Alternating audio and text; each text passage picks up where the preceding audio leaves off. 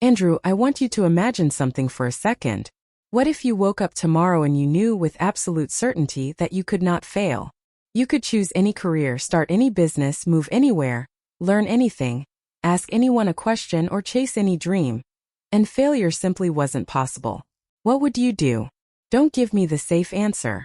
I want the first thing that comes into your mind, because I think most of us have dreams that we don't pursue, not because we don't want them badly enough, but because we're afraid of what might happen if we fail. So if failure suddenly disappeared from the equation, what would your life look like?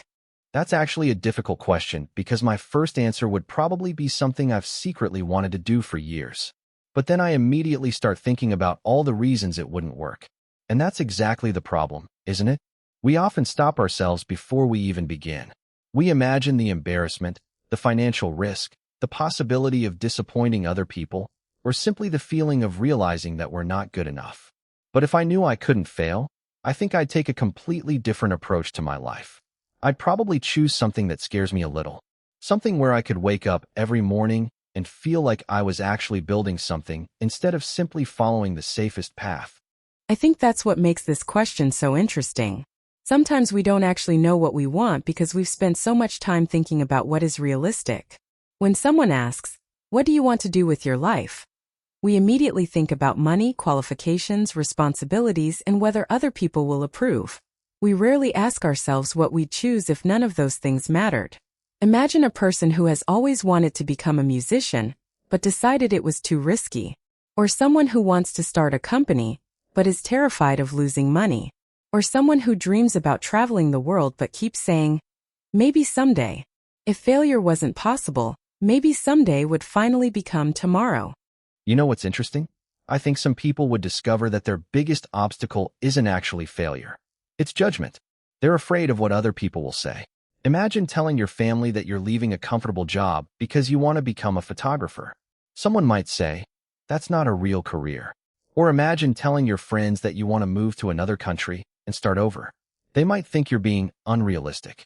So you stay where you are, not because you're happy, but because you're afraid of looking foolish. And sometimes I wonder how many people are living lives they don't really want simply because they're trying to avoid disappointing other people. That's a powerful point.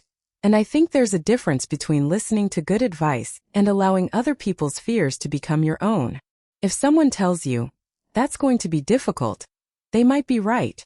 But difficult doesn't automatically mean impossible.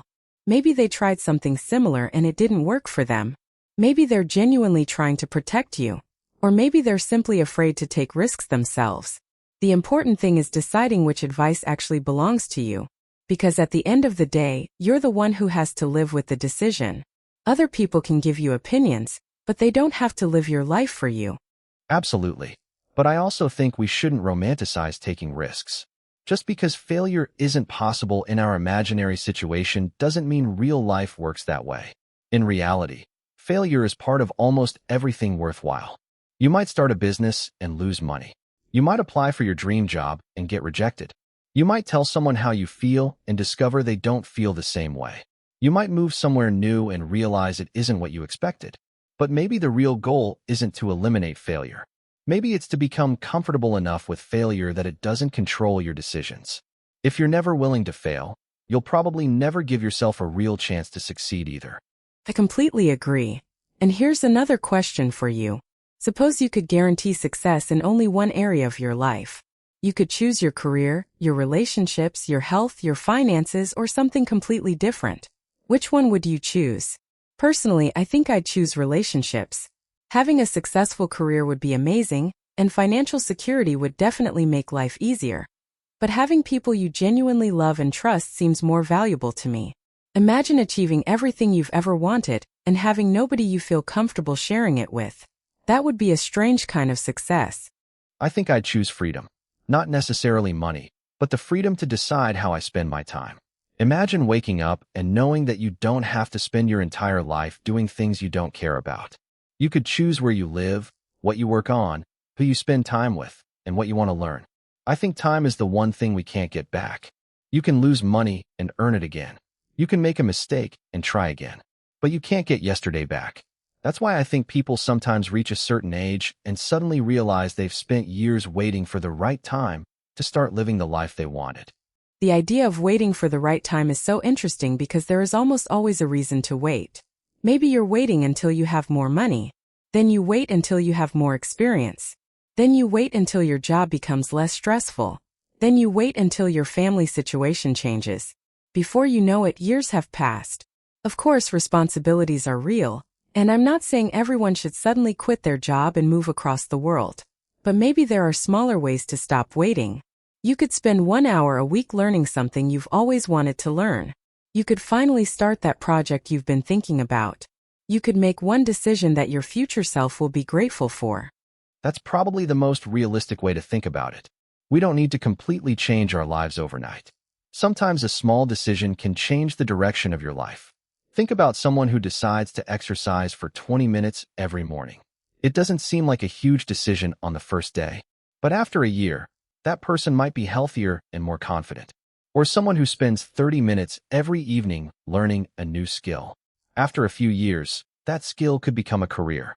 The difficult part is that small actions don't produce dramatic results immediately. We want proof that something will work before we start. But sometimes you have to start before you have proof. And maybe that's the real lesson behind our question. If you knew you couldn't fail, you'd probably be much more willing to take action. But perhaps we don't actually need a guarantee of success. Maybe we just need to stop treating uncertainty as a reason to do nothing. You can be afraid and still take a step. You can be unsure and still try. You can fail and still learn something valuable. And maybe 5 years from now, you'll look back and realize that the decision you were most afraid to make was actually the decision that changed everything. I think that's why questions like this are useful.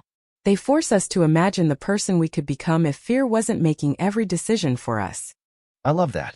So let's finish with the question we started with. If you woke up tomorrow and knew you absolutely could not fail, what would you do? Would you change your career? Start a business? Move somewhere new? Tell someone how you really feel? Learn something you've always wanted to learn? Or maybe you'd simply spend more time with the people you love. Whatever your answer is, I think it's worth asking yourself another question. What's stopping you from taking one small step toward it today?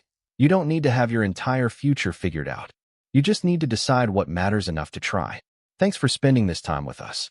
We'd love to know what you'd do if failure wasn't possible. Take care, and we'll see you in the next conversation.